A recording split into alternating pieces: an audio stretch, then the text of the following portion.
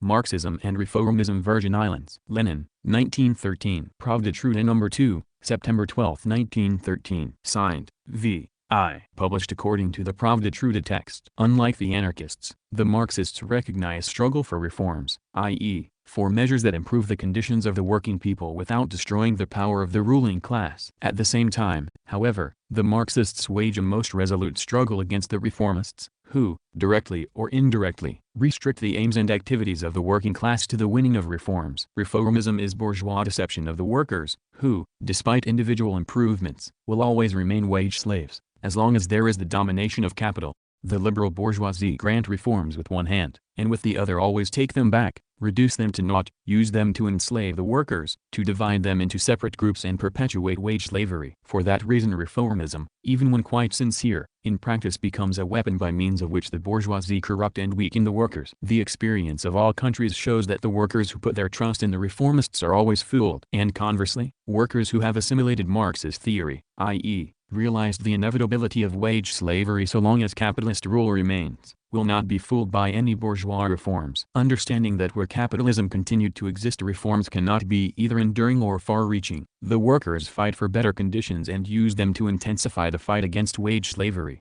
The reformists try to divide and deceive the workers, to divert them from the class struggle by petty concessions. But the workers, having seen through the falsity of reformism, utilize reforms to develop and broaden their class struggle. The stronger reformist influence is among the workers, the weaker they are, the greater their dependence on the bourgeoisie, and the easier it is for the bourgeoisie to nullify reforms by various subterfuges. The more independent the working class movement, the deeper and broader its aims, and the freer it is from reformist narrowness, the easier it is for the workers to retain and utilize improvements. There are reformists in all countries, for everywhere the bourgeoisie seek, in one way or another, to corrupt the workers and turn them into contented slaves who have given up all thought of doing away with slavery. In Russia, the reformists are liquidators, who renounce our past and try to lull the workers with dreams of a new, open, legal party. Recently the St. Petersburg liquidators were forced by Severny equals Pravda to defend themselves against the charge of reformism. Their arguments should be carefully analyzed in order to clarify an extremely important question. We are not reformists, the St. Petersburg liquidators wrote, because we have not said that reforms are everything and the ultimate goal nothing. We have spoken of movement to the ultimate goal. We have spoken of advancing through the struggle for reforms to the fullness of the aims set.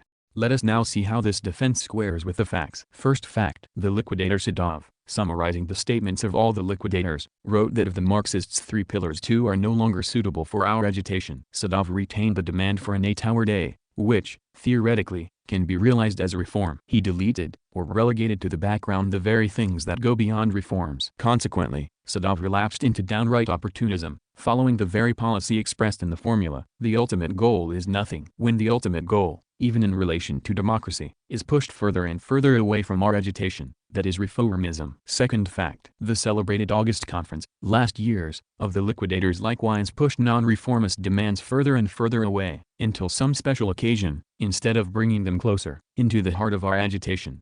Third fact. By denying and disparaging the old and dissociating themselves from it, the liquidators thereby confine themselves to reformism. In the present situation, the connection between reformism and the renunciation of the old is obvious. Fourth fact. The workers' economic movement evokes the wrath and attacks of the liquidators, who speak of crazes, milling the air, etc., etc., as soon as it adopts slogans that go beyond reformism.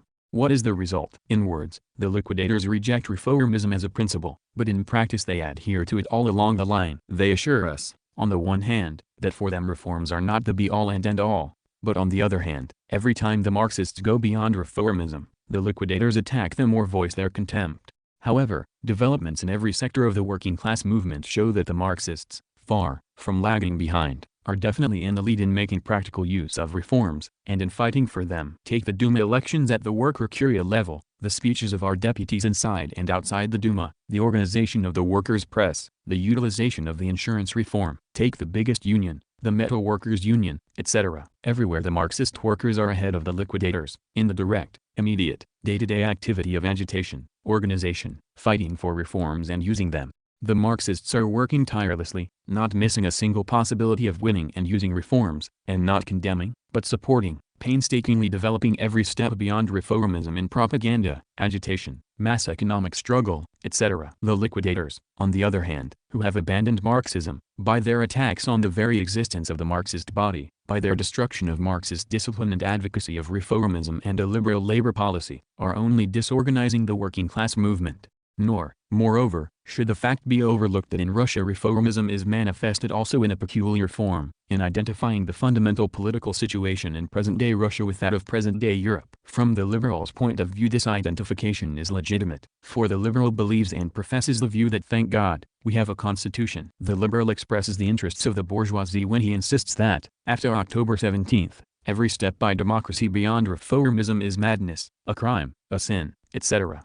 But it is these bourgeois views that are applied in practice by our liquidators, who constantly and systematically transplant to Russia, on paper, the open party and the struggle for a legal party, etc. In other words, like the liberals, they preach the transplanting of the European constitution to Russia, without the specific path that in the West led to the adoption of constitutions and their consolidation over generations, in some cases even over centuries. What the liquidators and liberals want is to wash the hide without dipping it in water, as the saying goes. In Europe, reformism actually means abandoning Marxism and replacing it by bourgeois social policy. In Russia, the reformism of the liquidators means not only that, it means destroying the Marxist organization and abandoning the democratic tasks of the working class. It means replacing them by a liberal labor policy,